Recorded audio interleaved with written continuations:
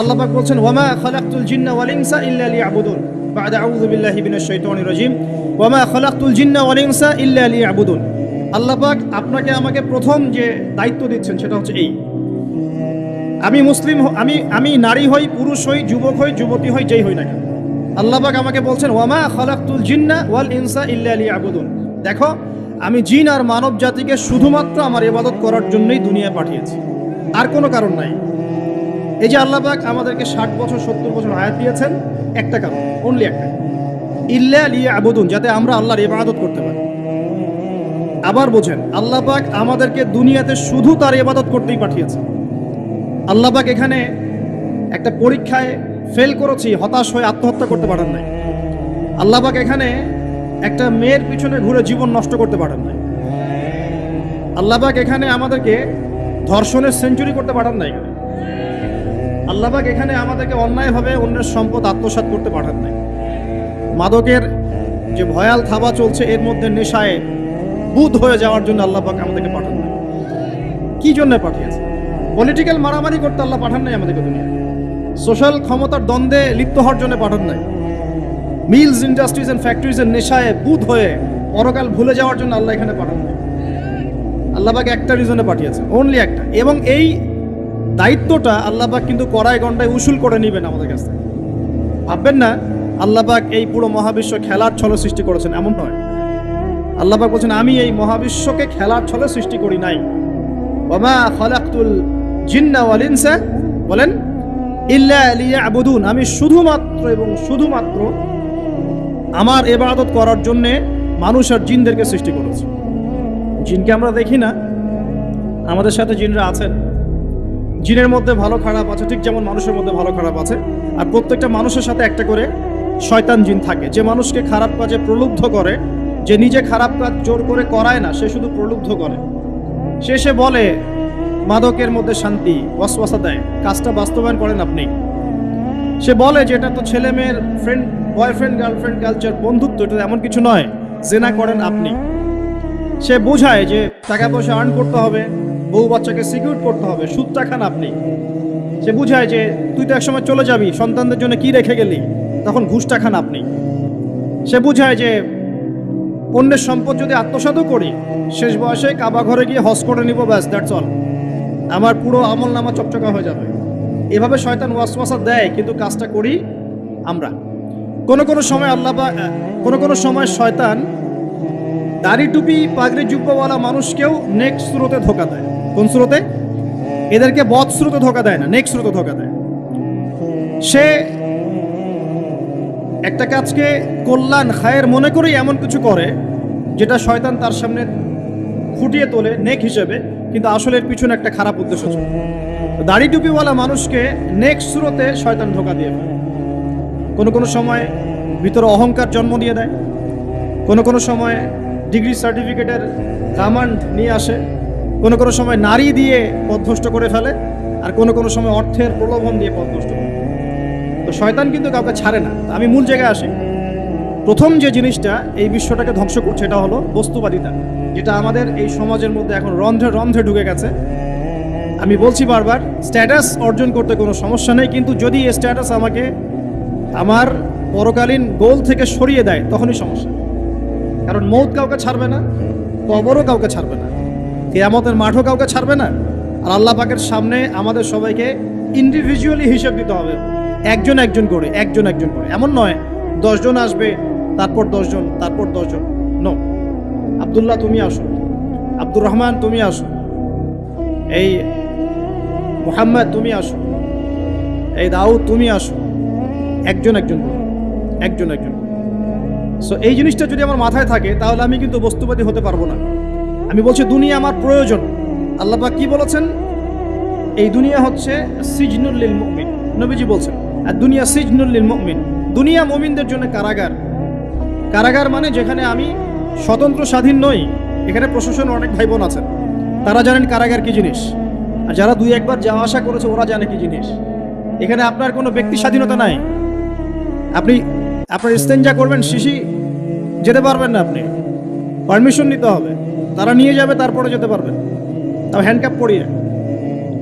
দুনিয়া সিজনুল লিল মুমিন, দুনিয়া মুমিনদের কারাগার। এখানে আপনি খেতে পারবেন না, খাবার আসবে তারপর খাবেন। ঘুমাতে পারবেন না, যখন ঘুমানোর আদেশ দিবে তখন ঘুমাতে পারবেন। তাও কতক্ষণ ঘুমাবেন তাও ফিক্স করা। মানে কারাগার মানে কি? যেখানে আপনার ব্যক্তির স্বাধীনতা চলে না, যেখানে আমি চলবো একটা সিস্টেমের আওতায়। এখন নবীজি বলছেন দুনিয়াটাই হচ্ছে কারাগার। আর এই দুনিয়ায় কেমন করে আমি প্রবৃত্তির দাসত্ব করতে পারি? কেমন করে আমি আল্লাহকে ভুলে নামাজ বাদ দিতে পারি? কেমন করে জাকাত সেই কবে ফরজ হয়েছে, মিল ইন্ডাস্ট্রিজ ফ্যাক্টরিজ করেছি, জাকাত দেই না। রমজান মাস যায় আসে যায় আসে যায় আসে, রোজাও রাখি না, তারাবি পড়তে পারি না। কোরআন আমার সামনে মানুষ তেলাওয়াত করে, কোরআন আমার ঘরে পড়ে আছে, শেলফের উপরে ধুলাও আছে, শেলফের উপরে কোরআন ধুলাওয়ালা, ধুলো মাখা। কোরআন পড়ার তৌফিক হয় না, নবীর হাদিসগুলো চর্চা করার তৌফিক হচ্ছে না, ইসলামিক বইপত্র পড়তে পারি না।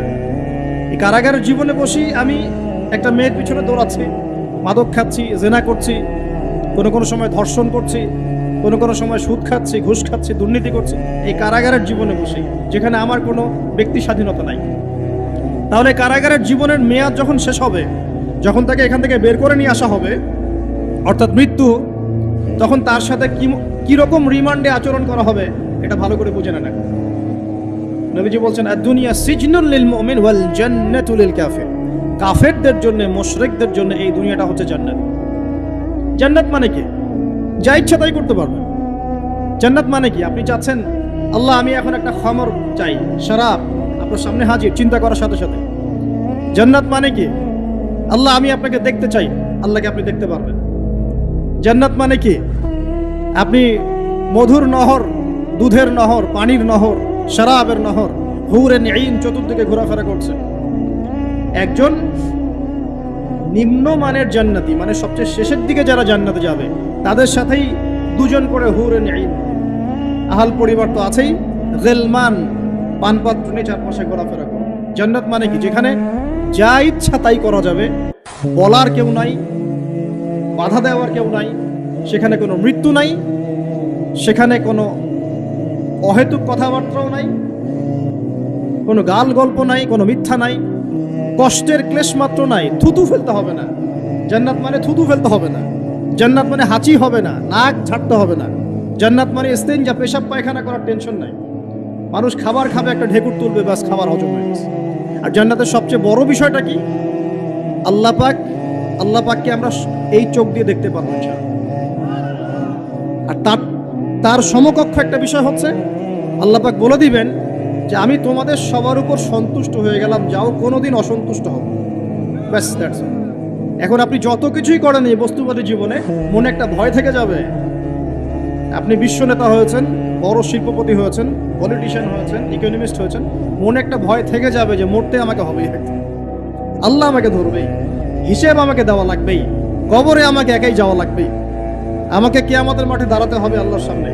মনে একটা ভয় কাজ করে, যদিও বাইরে মানুষ দেখায় যে কোনো ভয় নাই। মানুষ বাইরে অভিনয় করে, মানুষ সমাজের মানুষের সাথে বাইরে একটা অভিনয় করে। কোনো ক্ষেত্রে আমরা নিজেরাই নিজেদের সাথে অভিনয় করি। কথা সাহিত্যিক হুমায়ুন আহমেদের নাম শুনেছেন? ইন্তেকাল করেছেন। একটা সময় ছিল আমরা স্কুলে পড়তাম, কলেজে পড়তাম, মাঝে মাঝে টুকটাক এ ধরনের কিতাব বইপত্র পড়া হয়েছে। হিমু, মিসির আলী এইসব পড়া হয়েছে। শরৎচন্দ্র, বঙ্কিমচন্দ্র, রবীন্দ্রনাথ, নজরুলের কবিতাগুলো, ইভেন শেক্সপিয়ার, অ্যাডাম স্মিথ সহ, যিনি অর্থনীতির জনক। যাই হোক, তিনি তার বইয়ের মধ্যে লিখেছিলেন যে এই পুরো দুনিয়াটা হচ্ছে অভিনয়ের মঞ্চ।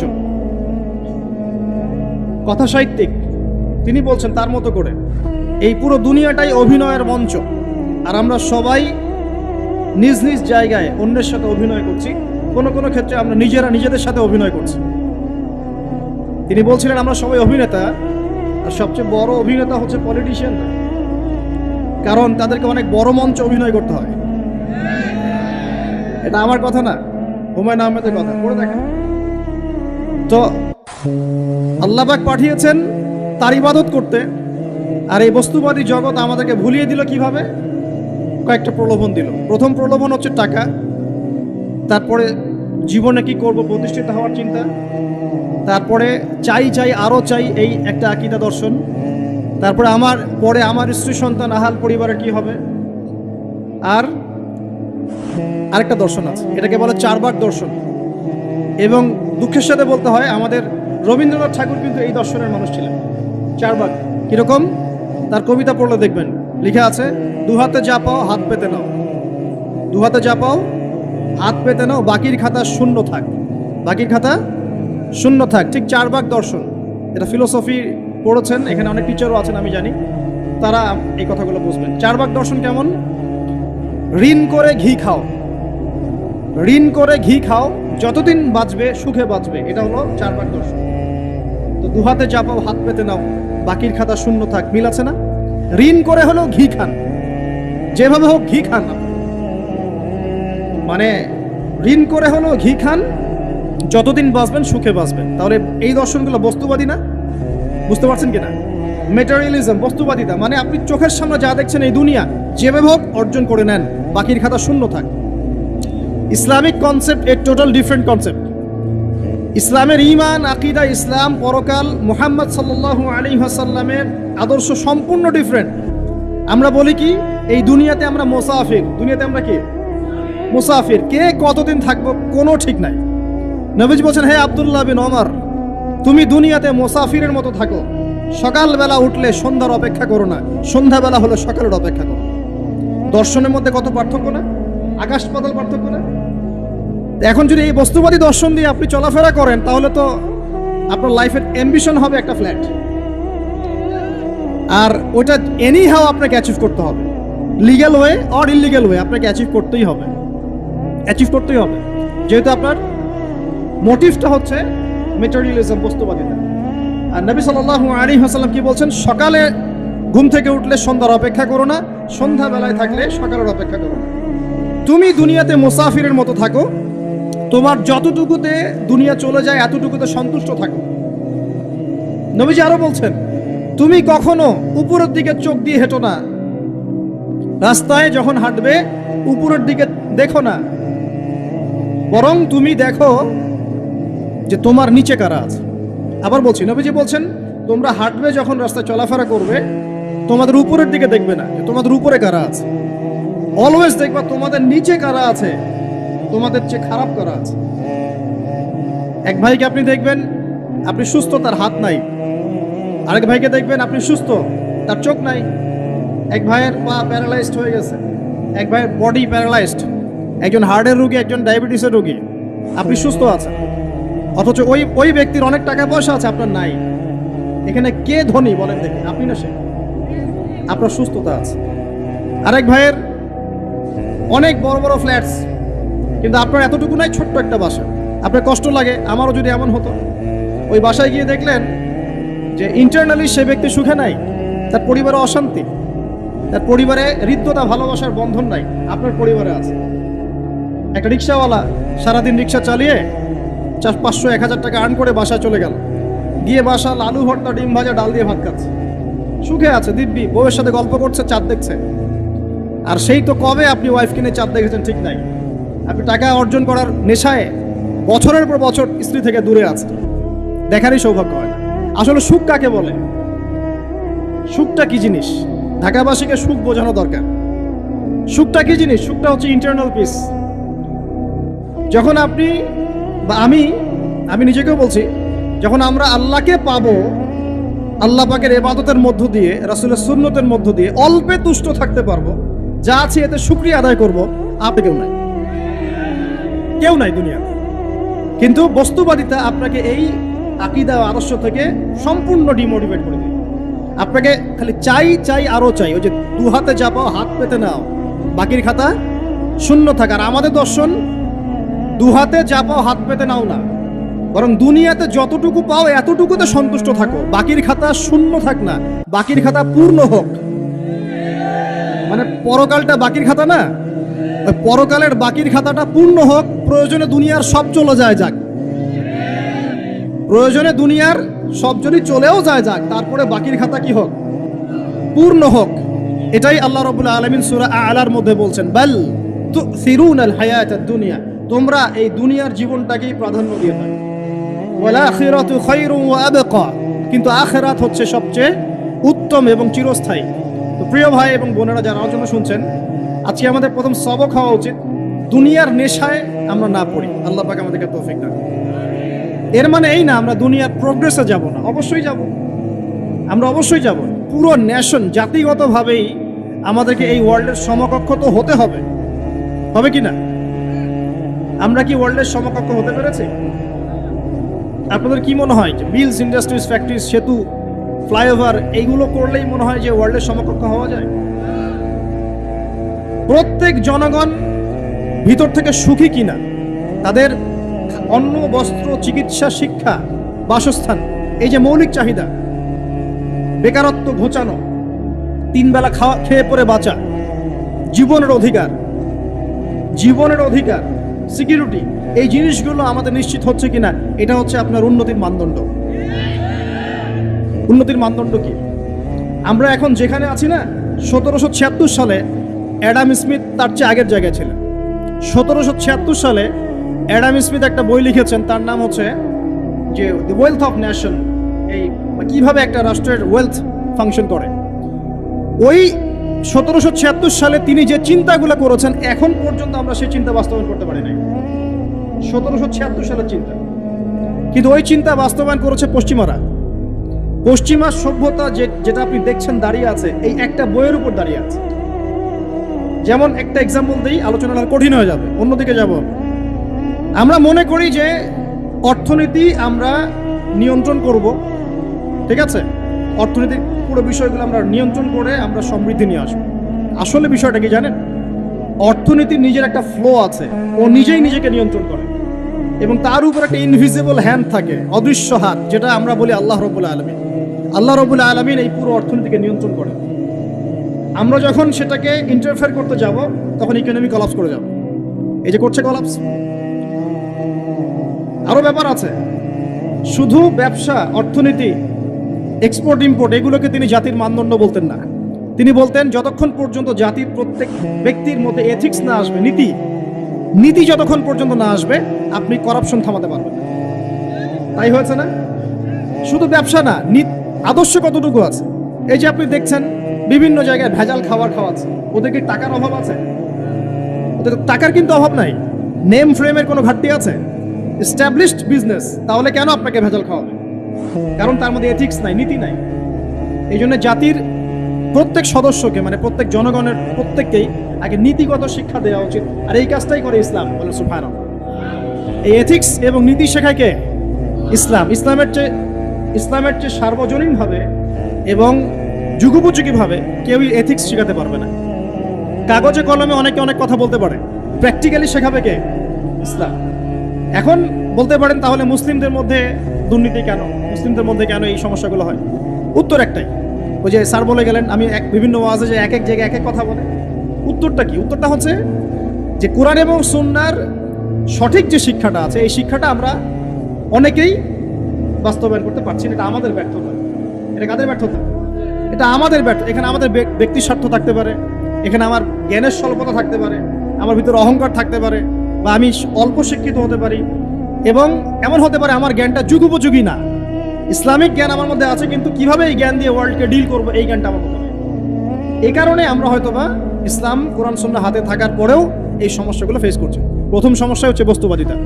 আল্লাহ পাক আমরা সবাইকে, যারা আলোচনা শুনছি, দুনিয়ার প্রেমিক হওয়া থেকে বাঁচাক বলি আমি। দুনিয়ার প্রেমিক না, প্রেমিক হবো কার? আল্লাহর, আখিরাতের। কতটুকু দাম আছে দুনিয়ার? আল্লাহ পাক বলছেন একটা মাছির পাখার সমান না। একটা মাছির পাখার কি দাম আছে আপনার কাছে? আল্লাহ পাক বলছেন পুরো দুনিয়ার দাম আমার কাছে যদি একটা মাছির পাখার সমান হতো, তাহলে এই দুনিয়াতে কোনো কাফের মুশরিক পানি পান করতে পারত। তার মানে এই দুনিয়াতে যা করো করো, আমার তো কোনো দামই নাই দুনিয়া। কালকেই তো আমি দুনিয়া ধ্বংস করব। আর ওই যে দুই জাতির কথা বললাম, জিন এবং মানব জাতি, আপনারা সূরা আর রহমান পড়বেন। রহমান নামটা অনেক ব্যাপক, দয়াময়ের নাম, তার মানে আল্লাহ পাক মার্সিফুল, মোস্ট মার্সিফুল। কিন্তু এই সূরা আর রহমানেই একটা ভয়ঙ্কর আয়াত আছে, কি? সানাফরুগু লাকুম আইয়ুহাস সাকলান। হে মানুষ এবং জিন, হে মানুষ এবং জিন, শীঘ্রই আমি তোমাদের দুইটা জাতিকে ডিল করার জন্য ফারেক হচ্ছি, অপেক্ষা করতে থাকো। মানে আল্লাহ পাক কুল্লা ইয়াউমিন হুয়া ফি শাআন, মানে আল্লাহ পাক কি করেন, সব সময় তার কাজে ব্যস্ত আছেন। মহাবিশ্বের তো গ্রহ নক্ষত্র গ্যালাক্সির অভাব নাই, মাখলুকের কোনো অভাব নাই। আল্লাহ পাক প্রত্যেকটা মুহূর্তেই তার কাজে ব্যস্ত আছেন, তার কাজে শানে ব্যস্ত আছেন। কিন্তু এই ব্যস্ততা থেকে ফারেক হবেন কাদের জন্য? মানুষ আর জিনের জন্য। মানুষ আর জিনের জন্য। আল্লাহ পাক বলেন সানাফরুগু লাকুম আইয়ুহাস সাকলান, দাঁড়াও, দুনিয়ার মধ্যে এই সব করে বেড়াচ্ছ, তোমাদের দুই জাতির জন্য আমি অচিরে ফারেক হব ইনশাআল্লাহ। ওইটাই হলো কিয়ামতের দিন। যদি ওই দিনটা আমরা মাথায় রেখে চলি, ইনশাআল্লাহ আমরা কেউ বস্তুবাদী হব না ইনশাআল্লাহ। আল্লাহ পাক আমাদের সবাইকে দুনিয়ায় মুসাফিরের মতো থাকার তৌফিক দান করুন। আমরা উন্নতি করব, অবশ্যই অগ্রগতি করব, আমরা সবকিছুই করব, কিন্তু দুনিয়ার পূজায় ডুবে যাব না। এটা একটা বড় চ্যালেঞ্জ।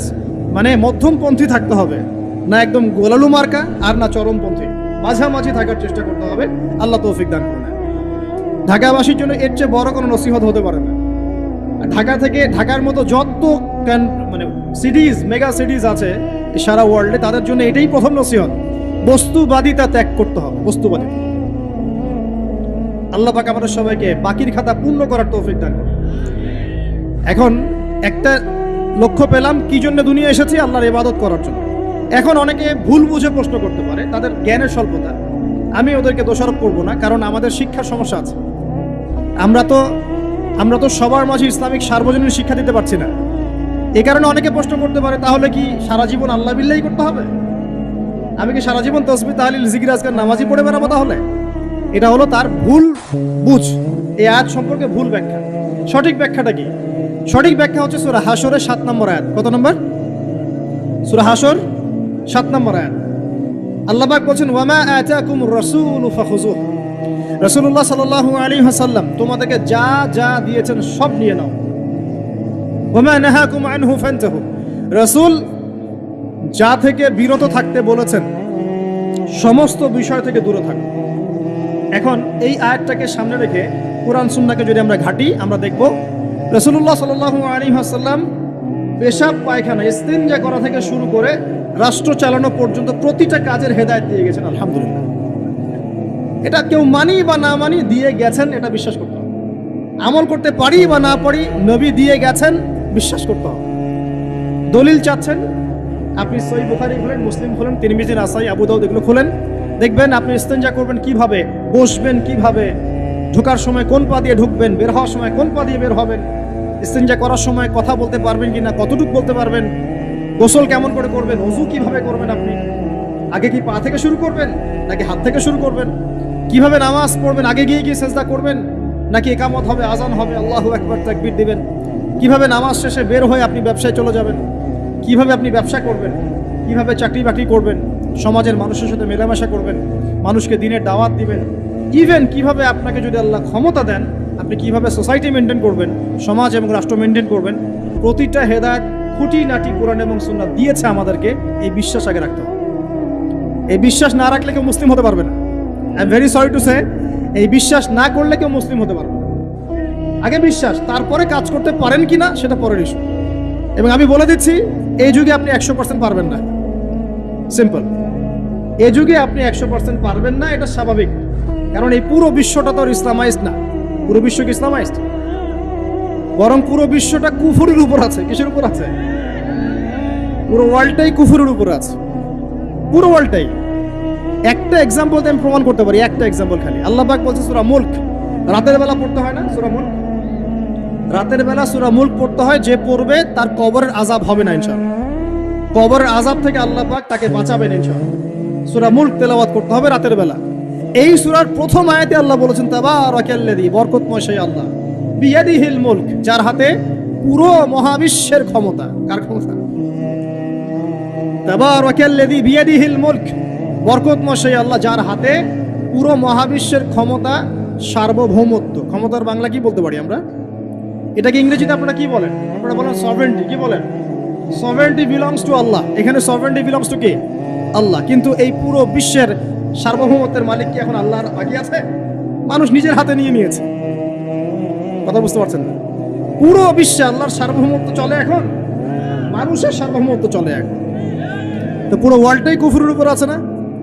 বিশ্বটাই কুফরের উপর। এখন বাদ দেন, এই ওয়ার্ল্ডে আপনি 100% ইসলাম ডিল করতে পারবেন না। সিম্পল, কিন্তু আগে বিশ্বাস করেন যে একদম টয়লেট থেকে শুরু করে আসমান পর্যন্ত সবকিছুই হেদায়েত কোথায় আছে, কোরআন শুনে আছে কি নাই? এখন মানতে পারি না, সেটা আলাদা ইস্যু। কেউ বিশ্বাস করেছে, মানতে পারে না, আল্লাহ তাকে মাফ করে দিবে ইনশাআল্লাহ। বিশ্বাস করেছি, মানতে পারিনি, আল্লাহ মানে বিশ্বাস করেছি, আমল করতে পারি নাই, হে আল্লাহ আমল করতে গিয়েছি, প্রতিবন্ধকতা পেয়েছি, সমাজ এমন ছিল না, বিশ্ব এমন ছিল না, আমি পারি নাই, আল্লাহ মাফ করে দাও। ইনশাআল্লাহ আল্লাহ মাফ করে দিবেন ইনশাআল্লাহ। কারণ আল্লাহ পাক বলেছেন, কারো আমল নামায় যদি শিরকের পাপ না থাকে, যে কোনো গুনাহ আল্লাহ যাকে ইচ্ছা মাফ করে দিবেন। আমল নামায় খালি শিরকের পাপ রাখা যাবে না, যে কোনো গুনাহ আল্লাহ যাকে ইচ্ছা মাফ করতে পারেন। বুঝাচ্ছি, মনে করেন একজন জেনা করেছেন, আল্লাহ মাফ করুক। ওই জেনাকার ব্যক্তি যদি বিনা তওবাতেও মারা যায়, তওবা করে নাই, বিনা তওবাতেও মারা যায়, কালকে আমাদের মাঠে আল্লাহ পাক তাকেও মাফ করতে পারেন।